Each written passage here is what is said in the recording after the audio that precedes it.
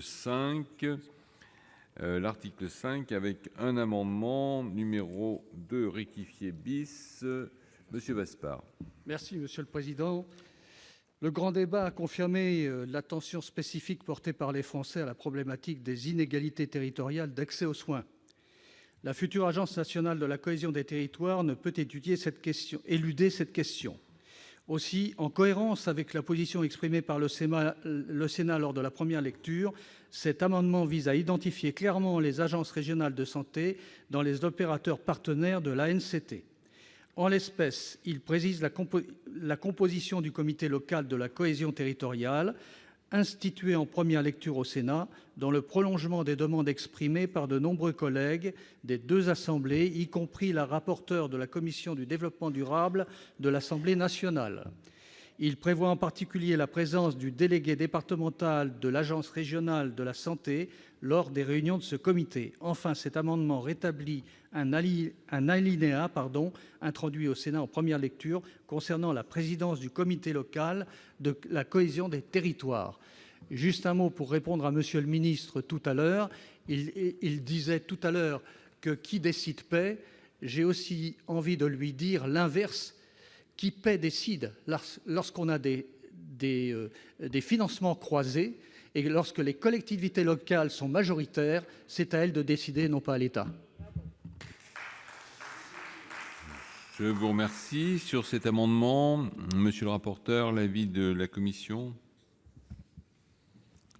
Oui, Monsieur le Président, Monsieur le Ministre, plusieurs tentatives ont été faites au cours de la navette parlementaire pour mieux associer les ARS à l'action de l'agence. Et j'avais fait des propositions en première lecture pour que les ARS siègent au comité d'action territoriale de cette agence. La rapporteure de l'Assemblée nationale avait également travaillé sur ce sujet avec une proposition qui concernait le comité local de la cohésion territoriale. Et cet amendement ne vise pas à créer un système complexe et rigide, mais bien à donner des garanties aux élus et à identifier clairement leurs interlocuteurs ressources. C'est pour ça que je donnerai un avis favorable. Je crois que le problème de la santé est tellement important sur le territoire que c'est utile que les ARS soient associés. Alors, Monsieur le ministre a apporté des précisions tout à l'heure sur ce problème des ARS. Après, je vous laisse dialoguer, si je puis dire, entre le ministre et puis cette proposition d'amendement. Monsieur le ministre, l'avis du Gouvernement. Merci, Monsieur le Président. Monsieur le rapporteur, je vais essayer de dialoguer, à défaut de convaincre. Monsieur le sénateur, le Gouvernement s'interroge vraiment sur cet amendement qui a pour but de définir dans la loi les membres du comité de cohésion territoriale et qui a ainsi pour effet, nous semble-t-il, de rigidifier le fonctionnement de ce comité.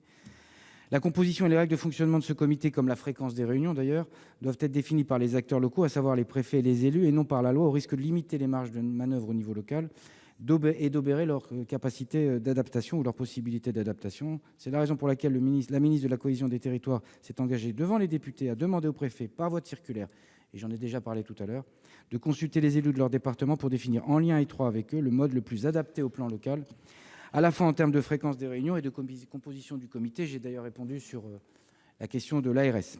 Elle s'est également engagée à demander au préfet que les services de l'État, tels que les DDT, les DREAL, les ABF, j'ai dit les ARS ou encore les agences de l'eau, soient présentes aux réunions de ce comité. Pour ces raisons, je vous demande le retrait de cet amendement, sinon j'émets un avis défavorable. Et par ailleurs, pour le dernier point de votre intervention, qui paye décide et qui décide paye, c'est peut-être parce qu'on a fait défaut à ça depuis quelques dizaines d'années.